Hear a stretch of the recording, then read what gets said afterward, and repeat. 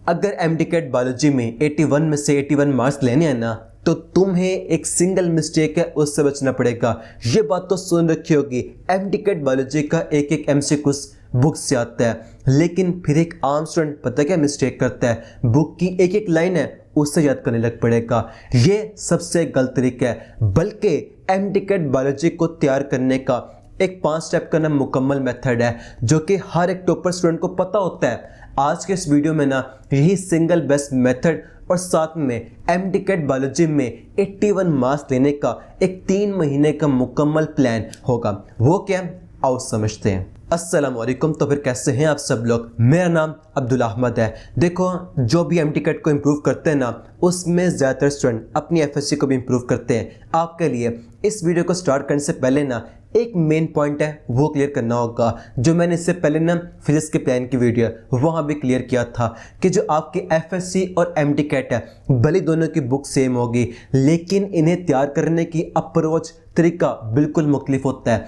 FSc में सारा focus होता है लॉन्ग पर, शॉर्ट पर, लेकिन एमडीकेट में हर चैप्टर टॉपिक का जो कॉन्सेप्ट होता है उससे क्रिस्टल क्लियर करना होता है। फिर उसकी एमडीकेट लेवल की प्रैक्टिस करनी होती है, वो वाले एमसीक्यूज लगाने होते हैं। सबसे मेन चीज़ ये होती है, चूँकि दोनों को ना तैयार करने का तरीका मुख्तलिफ है, इसलिए इन्हें साथ मैच करना ना आसान नहीं रहेगा, मुश्किल हो जाता है। आप मिसाल ये ले लें, जो इन्हें क्लास 12 के पेपर देने हैं, अब वो देते हैं ना एमडीकेट की पहले पेपर होती है, उससे तैयारी करते हैं। अब वो क्लासेस कब होती हैं? संडे को होती हैं, जिस दिन एफएससी की कोई क्लास नहीं, कोई टेस्ट नहीं है, ताकि वो आराम से ना जो एमडीकेट है तैयारी कर सकें उसकी। देखो, मैं हर साल ना स्टूडेंट को गाइड करता हूँ और मैं जानता हूँ जो करते हैं ना मेजॉरिटी स्टूडेंट मिस्टेक, वो ये करते हैं जोश में आकर ना दोनों को मैच करने की कोशिश करेंगे, नहीं हो पाएगी, किसी पे फोकस नहीं कर पाएंगे। फिर आते हैं एफएससी के पेपर और दोबारा छोड़ना पड़ जाता है दोनों को और एफएससी पे फोकस करते हैं। फिर उसके बाद दोबारा एमडीकेट को स्टार्ट करेंगे जीरो से। मेरा एक सिंपल सा मकसद है कि जब आप अपनी एफएससी को इम्प्रूव करें ना, उसके बाद कभी भी एमडीकेट को स्टार्ट ना करना पड़े जीरो से, जो उससे पहले मेहनत की है वो कभी भी वेस्ट ना हो। इसके लिए ना जो सबसे बेस्ट तरीका है ना वो ये है कि आपने ये क्लियर कर लेना है, मुझे अपनी एफएससी को इम्प्रूव करना है। उसके लिए ना एक फिक्स टाइम निकाल लेना। एफएससी के पेपर के लिए ना मैंने अपने इतने एफएससी के पेपर हैं, इन्हें इम्प्रूव करना है। इसके लिए मैं आखिरी का 1 मंथ है वो फिक्स कर लेता हूँ। मेरे पास उससे पहले जो टाइम है, 2 महीने का टाइम है ना, आपके एफएससी पेपर जाके होंगे मई के मिड में होंगे, उससे पहले का टाइम में मुझे इस टाइम में अपने एमडीकेट की तैयारी को ना प्लान को फॉलो करके मुकम्मल कर देना है, जिस प्लान पर आज की वीडियो है। ठीक है, मतलब सीधी सी बात है, जो तुम्हारी एक्चुअल वैल्यू है, एफएससी वाली नहीं एमडीकेट वाली है, वो याद रखनी होगी, उसको दोबारा से मजबूत करना होगा। पहले उसको मजबूत करके जब उस टाइम से तैयारी करोगे ना एफएससी की, तो फिर एफएससी के इम्प्रूवमेंट में मज़ा आ जाएगा। ठीक है, चलो आप वीडियो को स्टार्ट करते हैं। एमडीकेट बायोलॉजी का प्लान, सबसे पहले क्या होगा, बायोलॉजी को पढ़ते कैसे होते हैं एमडीकेट के लिए, इसका एक मुकम्मल रोड मैप होगा और फिर एक ना 90 दिन का प्लान होगा। ये सब ना स्टेज वाइज होगा और मैं आपको बताऊंगा, डिपेंड आप पर करता है आप किस स्टेज पर हैं, उसके मुताबिक ना इसे 2.5 महीने में, 2 महीने में इसी प्लान कवर कर सकते हैं। ठीक है, और फिर एंड पर ना कुछ ज़रूरी बातें होंगी। आओ स्टार्ट करते हैं। सबसे पहले स्टेप बाय स्टेप ना मुकम्मल होगा रोड मैप मेथड, कि जब भी आपने तैयार करना है बायोलॉजी के लिए किसी चैप्टर को, टॉपिक को, करना किस तरतीब से है। आओ देखते हैं। कभी भी ये गलती नहीं करनी कि सीधे ही बुक खोलेंगे, एक एक लाइन को समझने लग पड़ेंगे, याद करने लग पड़ेंगे। ये बात माननी पड़ेगी आपको। बायोलॉजी में जो लैंग्वेज होती है ना, बहुत ना मुश्किल सी होती है। अगर उसको सीधा पढ़ने लग पड़ेंगे ना, समझ आए ना आए, टाइम बहुत वेस्ट होगा। जबकि आप उससे से कम टाइम में इन्हीं 5 स्टेप को फॉलो करके ना हर एक चैप्टर को, टॉपिक को ऐसे क्लियर कर लेंगे, उससे कोई एमसीक्यूज को ना जाए, आप उसे कर लेंगे, जिसे कहते हैं ना कॉन्सेप्ट करना क्रिस्टल क्लियर। ये रोड मैप होगा उसका। करना क्या है, हमेशा सबसे पहले आपने लेना है एक फास्ट ओवरव्यू उस टॉपिक का, देखना ये है 5-10 मिनट में इसमें बात क्या लिखी हुई है। उसके बाद उसका लेक्चर मस्त लेना है, ठीक है, जिसको स्टार्ट कर रहे हैं, क्योंकि लेक्चर इन ना जो तमाम चीज़ें बेतरतीब लिखी हुई थी उसको एक सीक्वेंस में लिखकर आपको समझा देना है। जब आपने लेक्चर समझ लेंगे सही तरीके से, फिर उसके बाद आप देखेंगे बुक आपसे बातें कर रही होगी, राइट है। और फिर आपकी अपनी मर्जी है, नोट्स चाहें तो बना सकते हैं, बेस्ट रहेगा। अगर नहीं बनाने ना तो कोई दूसरे बेस्ट नोट्स है वो इस्तेमाल कर सकते हो, ठीक है। स्टेप नंबर 2 में अब आता है अपने बुक को रीड करना है। ये होगी डीप रीडिंग। मतलब क्या डीप रीडिंग का, करते कैसे डीप रीडिंग? इसका सिंपल सा मतलब है कि बुक की एक एक लाइन को मुकम्मल ध्यान से पढ़ना है। वहाँ दिए होते हैं साइड बॉक्सेस खाने से बनाए होते हैं, वो भी ध्यान से पढ़ने हैं। चैप्टर के एंड पे समरी दी होती है, वो भी ध्यान से पढ़नी है। पढ़नी इस तरीके से है कि वहाँ से कोई भी एमसीक्यूज क्यों ना चाहिए, आपको पता हो ये एमसीक्यूज वो वहाँ लाइन से बना है। इतना डीपली पढ़ना है, ठीक है, बुक को भी नोट्स को भी। अगर हम बात करें फॉलो करने कौन सी बुक है, तो देखो जितना आपको फ़ायदा आपके अपने प्रोजेक्ट की बुक देगी ना उतना कोई भी नहीं देगी, चाहे फिर नम्स ही क्यों ना हो, एमडीकेडी क्यों ना हो, ठीक है। करना क्या है, हमेशा पहला फोकस होगा अपनी प्रोजेक्ट की बुक पर होगा, उस पर ग्रिफ मजबूत करनी है। फिर उसके बाद जब वो ग्रिफ मजबूत होगी, अब होगी है, अब कुछ चाहिए एक्शन नॉलेज। क्या करेंगे उसके लिए? हम पढ़ लेंगे एफटीबी। बायोलॉजी में ना अक्सर होता है इसकी लाइन उठ के आती हैं, बुक रीड करना ज़रूरी होती है। और जो बच्चे फेडरल किए हैं वो करेंगे, पढ़ लेंगे पीटीबी, पंजाब की भी पढ़ लेंगे, ठीक है ना। लेकिन तब जब अपनी प्रीवियस की बुक है वो मुकम्मल हो गई है। देखो हर साल ना 90% स्टूडेंट ये बात सुन लेते हैं बुक दूसरी पढ़नी है, लेकिन अपनी बुक से गद्दारी कर देते हैं। उसके जो होते हैं चैप्टर इंपॉर्टेंट वो तैयार नहीं कर पाते। ऐसी गलती कभी भी नहीं करनी। अगर अपनी बुक मजबूत हो गई है फिर जाएंगे, वैसे किसी की बातों में कभी भी नहीं आएंगे, ठीक है। स्टेप 3, अब ये स्टेप 3 भी है और फेज 2 भी है। यानी जो पहली फेज थी वो थी तैयार करने की, प्रिपेयर करने की, कर लिया आपने। अब होगी मेन चीज प्रैक्टिस करने की और रिवाइज करने की, ठीक है। करना आपने क्या, जब भी आपने तैयार कर लिया टॉपिक किए, चैप्टर किए, उसके बाद लगाएंगे उसके टॉपिक वाइज PYQS। PY यानी पास्ट ईयर, यानी पास्ट पेपर जो क्वेश्चन जो आपके एमडीकेट के एक्चुअल क्वेश्चन है ये आपको बताएंगे जो आपने तैयार किया चैप्टर है। वहाँ से असल में एमडीकेट से एमसीक्यूज आते कैसे हैं, वो जिसे कहते हैं ना कॉन्फिडेंस, खुद एतमादी। ये तो है कि आपने तैयार किया चैप्टर को और आपने सवाल लगाया वो ठीक होने लग पड़े, आपको पता चल जाएगा मैंने तैयार किया और वहाँ सवाल एमडीकेट मुझसे के मुझे वो आते हैं, तैयारी मेरी अच्छी हो रही है, मिलेगा ना यकीन आएगा, इससे आएगा। ये होते हैं सबसे रेलिवेंट क्वेश्चन, आपको बताते हैं टॉपिक इंपॉर्टेंट कौन से है, वहाँ से क्वेश्चन आते हैं किस टाइप के, आपने उसमें चीज़ याद कर रखनी है, इससे मस्ट अटेम्प्ट करना होता है, ठीक है। उसके बाद step number 4 practice and revision. वो एक बात सुन रखी होगी, वो जो कहते हैं हमने एमडीकेट को टॉप किया, टॉप कैसे कर पाए? मैंने अपने सिलेबस को 10-15 बार रिवाइज किया था। अच्छा, अगर मुझे एमडीकेट को टॉप करना है सिलेबस को रिवाइज करना पड़ेगा 10-15 बार, लेकिन मैं कैसे इतने बड़े सिलेबस को रिवाइज करूंगा बार बार?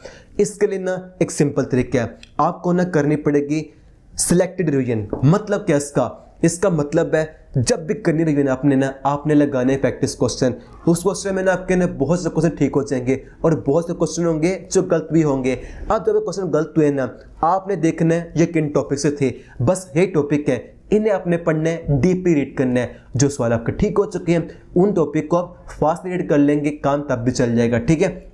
इस तरह क्या हो गया, इतना बड़ा सिलेबस इतना कम हो गया, उससे आराम से रिवाइज भी कर सकेंगे बार बार और लगातार, ठीक है। तभी मैंने लफ्ज़ यूज़ किया हमेशा प्रैक्टिस साथ रिवीजन का भी, ठीक है।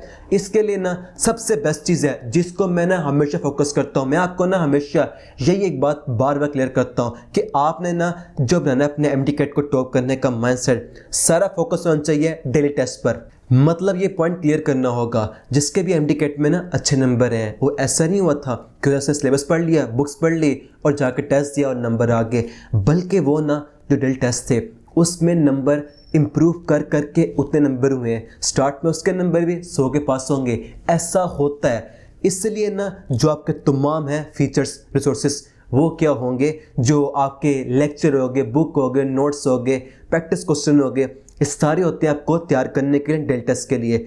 फिर टेस्ट होने डेल टेस्ट जिसमें आपके चैप्टर वाइज टेस्ट भी होते हैं, एफएलपी भी होते हैं, ये आपको तैयार करते हैं आपके एक्चुअल एमडीकेट के लिए। सारा फोकस इस पर है, ठीक है। और अगेन वही जो आपने प्रैक्टिस करना होता है, मेनली किसको करना होता है, आपके टॉपिक जो वीक होते हैं, ठीक है। फिर उसके बाद बायोलॉजी में एक वर्ड सुन रखा होगा ना, हमने बुक को हाईलाइट करना होता है। वो कैसे करते हैं, आप ना एक गलती आपने देखी होगी बहुत स्टूडेंट की, उन्होंने पूरी बुक हाईलाइट की होती है। ऐसे भी करते हैं क्योंकि उन्हें हाईलाइट करने का तरीका पता ही नहीं होता। आपने ना हमेशा हाईलाइट करना होता है इस स्टेज पर जाकर, क्योंकि अब आपको पता है जो आपने तैयार किया चैप्टर वहाँ पर चीज़ याद रखने वाली क्या है, पूछी क्या जाती है, उसको हाईलाइट करेंगे, ठीक है ना, इस स्टेज पर जाकर। उसके बाद स्टेप नंबर 5, एक सवाल दिमाग में आता है ना, हमें MTCAT को टॉप करने के लिए कितने FLP देने चाहिए। तो देखो जो एक बेस्ट नंबर है ना FLP देने का वो होगा 10 से 15। ये आपने FLP देने होंगे, क्योंकि ना इन्हीं FLP से जो एक मेन पॉइंट है इम्प्रूवमेंट होना। मार्क्स बार बार FLP दे के इंप्रूव करने पड़ते हैं। स्टार्ट में मार्क्स क्या होते हैं 100 के पास भी आते हैं और ऐसा होता है, फिर क्या होते हैं आहिस्ते से इंप्रूव करते करते 165 170, जब आपके FLPs होंगे वहाँ पर इतने मार्क्स सारे होंगे 170 तक पहुँच जाओगे ना, उसका सिंपल सा मतलब है MTCAT में ना इजीली 175 प्लस मार्क्स ले लोगे आप, ठीक है ना। यहाँ पर ये पॉइंट था। और उसके बाद अगर हम नेक्स्ट बात करें 90 दिन का प्लान, ठीक है। यहाँ मैंने बता बेसिकली क्या किया है, आपका जो बायोलॉजी का सिलेबस है MTCAT का उसे डिवाइड कर दिया मैंने 3 महीनों में, यानी 12 में डिवाइड कर दिया है, ठीक है। स्टेज से लिख दिया हुआ है और इसे डिज़ाइन इस तरीके से किया है कि सिर्फ बायोलॉजी नहीं बाकी जो 4 बुक है उन्हें भी इसके साथ मैनेज कर सके। और यहाँ पर ना हर चैप्टर को उसके वेटेज से एक सीक्वेंस से लिखे मुकम्मल प्लान से फॉलो कर सकते हो, ठीक है। अगर किसी स्टूडेंट के ना जो पहले 2 वीक हैं वो मुकम्मल है, आप स्टार्ट करेंगे वीक 3 से, क्योंकि अगर हम बात करते हैं इम्प्रूवमेंट की, आपने चैप्टर कुछ पहले पढ़े भी होंगे, अगर तो नहीं पढ़े स्टार्ट करेंगे वीक 1 से, जब पढ़े हुए हैं तो इस सीक्वेंस में आप स्टार्ट करेंगे वीक 3, तो ये आपका हो जाएगा 2.5 महीने का। अगर स्टार्ट करते हैं वीक 5 से, जहाँ तक वीक 4 तक का मुकम्मल है तक हो जाएगा 2 महीने का, डिपेंड आप पर करता है। आप इसी 3 महीने के प्लान को स्टेज वाइज स्टार्ट कर सकते करते हैं। जब पहुंचेंगे ना वीक 8 पर, यहाँ पर आकर सारा सिलेबस कवर हो जाएगा, ठीक है। उसके बाद क्या हो जाएगा बायोलॉजी का 16 FLP। 16 मतलब इसका क्या, इसका मतलब है सब्जेक्ट वाइज FLP, यानी यहाँ पर ना 180 MCQs बायोलॉजी के होंगे। इससे ना आपके ना हर चैप्टर के हर टॉपिक क्लियर हो जाएंगे, स्ट्रॉन्ग कौन से हैं वीक कौन से हैं जो आपने तैयारी की थी, ठीक है। अब जो वीक रह जाएंगे ना उससे हम बार बार रिवाइज करके प्रैक्टिस करके स्ट्रॉन्ग कर लेंगे। फिर उसके बाद वीक 10 और week 11 first year second year इनका FLP होगा। यहाँ पर देखेंगे अब वीक क्या रह चुके हैं उसे स्ट्रॉन्ग कर लेंगे। फिर उसके बाद लास्ट पर होगा कंप्लीट बायोलॉजी का FLP 81 MCQs का। यह को बताएगा जो आपने पिछले 3 महीने मेहनत की है आपने अपने कितना इंप्रूव कर लिया। अगर कुछ रह भी गया ना, फिर उसके बाद बार बार रिवाइज करके प्रैक्टिस करके MTCAT के ना आखिरी हफ्ते तक लास्ट वीक तक तैयारी मुकम्मल कर लेंगे। और जब फिर आखिर हफ्ते जाएगा ना MTCAT का, वो जो सबके ना बहुत मुश्किल टाइम होता है, आप इस पर वो नहीं होंगे। आपने अपने पूरे सिलेबस को तैयार कर लिया होगा, खुद बनना खुद से एक सेटिस्फाइड होंगे, एक यकीन होगा कि हाँ इस पर तो मैं सीट लेकर दिखाऊंगा, अपने आप को साबित करके दिखाऊंगा। आप इस प्लान को ना यकीन से फॉलो कर सको। मैंने इसके लॉन्च किए MTCAT यकीन बैच। देखो इस साल भी ना बहुत से महंगे महंगे बैच आएंगे, आपकी अपनी मर्जी है जिसको ज्वाइन कर सकते हैं, लेकिन मैं ना आपके लिए पाकिस्तान का सबसे बेस्ट और अफोर्डेबल MTCAT यकीन बैच लेके आया हूँ, ठीक है। इसमें क्या होगा, जो मैंने आपको एक मेन पॉइंट कहा था, हमेशा ना जो फोकस होना चाहिए किस पर, डेल टेस्ट पर होना चाहिए। जो बाकी सारे फीचर होते हैं, चाहे वो प्रैक्टिस बैंक हो, लेक्चर हो, नोट्स, सोशल लिस्टिंग हो, ये सारे होते हैं आपको तैयार करने के लिए, किसके, डेल टेस्ट के लिए। ये टेस्ट होंगे आपको तैयार करेंगे, आपके इंप्रूवमेंट लेके आएंगे, किसके लिए, एक्चुअल MTCAT के लिए, ठीक है। यहाँ पे आपको मिले होंगे टेस्ट होंगे जिसमें क्या होगा 68 होंगे आपके टेस्ट होंगे, रिवाइज होंगे, यानी सिलेबस को कवर करने के लिए, रिवाइज करने के लिए। फिर इसी में FLPs भी होंगे और प्री MTCAT भी होगा, यानी आपकी प्रैक्टिस को हर एंगल से मुकम्मल करने के लिए, ठीक है।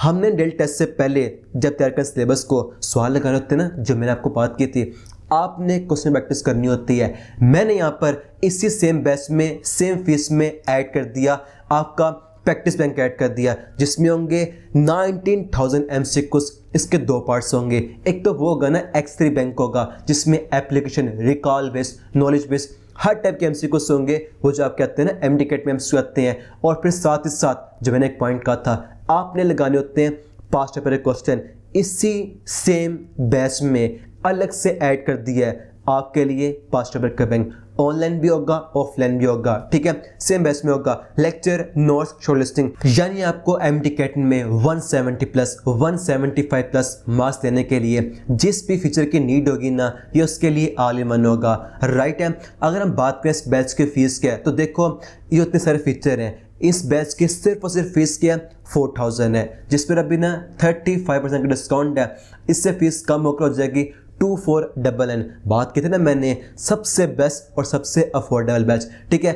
आपको उसका लिंक ना डिस्क्रिप्शन में पिन कमेंट में मिल जाएगा। उस लिंक से ना आप ओपन करें तो आपको शो होगा, सेक्शन लिखा होगा MTK रिसोर्सेज, ठीक है। और वहाँ से ना आपको यकीन बैच की जो एडिशन है वो शो हो जाएगी, जिससे आप ना ये प्लान देख लेंगे। आप स्टार्ट करेंगे जिस दिन से लेकर उससे लेकर MTK के लास्ट वीक तक आपने फॉलो करना है किस रोड मैप को, ठीक है। आपको यहाँ पर शो हो जाएगा और ये बैच आपकी किस तरह हेल्प करेगा उसमें, ठीक है, वहाँ शो हो जाएगा, तो आप इसे ज्वाइन कर सकते हैं। अगर हम बात करें, ये बात तो कितनी बार देखी होगी, ऐसा होता है ना कि गोल करते हैं हर रोज़, आज मुझे ना इस बुक के तैयार करने चैप्टर ये वाले, बस वो ना पेज पे लिखे रहते हैं, तैयार नहीं कर पाते। ऐसा क्यों होता है? और ये सोचते होंगे वो जिन्हें हम कहते हैं सक्सेसफुल पर्सन, वो जो अपनी लाइफ में कामयाब हो पाते हैं, अपने एम को अचीव कर पाते हैं, वो कैसे इन गोल को मुकम्मल कर पाते हैं। तो देखो, इसके लिए ना आपको सिर्फ और सिर्फ गोल इससे काम नहीं चलेगा, बल्कि आपको बनाने पड़ेंगे उसके साथ सिस्टम्स। मतलब क्या होता है, मैं आपको ना सिस्टम को ना आसान ज़ुबान में क्लियर करता हूँ। सिस्टम का मतलब होता है जहाँ पर आपको ना होना ना पड़े परेशान, अब मुझे करना चाहिए, अब मुझे करना चाहिए, बल्कि एक ना मुकम्मल फिक्स रूटीन हो आपकी। ये मेरा टाइम पढ़ाई का है, ये मेरा टाइम काम करने का है, ये मेरा टाइम कुछ नया सीखने का है, और ये मेरा टाइम में तफरी करने का, फैमिली से मिलने का, दोस्तों से बात करने का, इन चीज़ों का है। यानी एक बनानी होती है फिक्स रूटीन। वो आप कैसे बनाएंगे? वेरी सिंपल है। इस्लाम ने हमें हर एक चीज़ दी है, हम इसे फॉलो करेंगे। अगर मिसाल लें आप मेरी, हम इसे फॉलो करेंगे किसके? नमाज के सिस्टम को। मुझे नमाज फजर से लेकर नमाज ज़ोहर तक जो मेरा काम सारे मेन करने वाले वो कर लेने। नमाज ज़ोहर से लेकर असर तक जो कुछ नया सीखने वाला है वो सीख लेना। असर से मगरिब, मगरिब से इशा, और ये चीज़ें रहती हैं। फिर उसके बाद फैमिली टाइम, तफरी के लिए, इंजॉय के लिए, वो टाइम विश में आ गया। यानी जो टाइम काम का है वो काम का है, जो टाइम सीखने का है वो सीखने का, जो टाइम एंटरटेनमेंट का है, इंजॉय करने का, वो उसका है। हर चीज़ को ना आपको सिस्टम बनाने पड़ेंगे। फिर आप देखेंगे वो जो आपके गोल थे ना पेज पे लिखे हुए थे, सिर्फ वहाँ लिखे नहीं रह जाएंगे, बल्कि उसे मुकम्मल भी कर सकोगे। मुझे उम्मीद है आपकी ना इस वजह से हेल्प हुई होगी। मैं आपके लिए ना इस तरीके से MTK और FSC जो उसके प्लान्स होते हैं, स्ट्रेटजीज होती हैं, उसके वीडियोस पहले बताता रहा, आगे भी बताता रहूँगा। मिलते हैं नेक्स्ट वीडियो में, तब तक के लिए फ़ी अमान अल्लाह।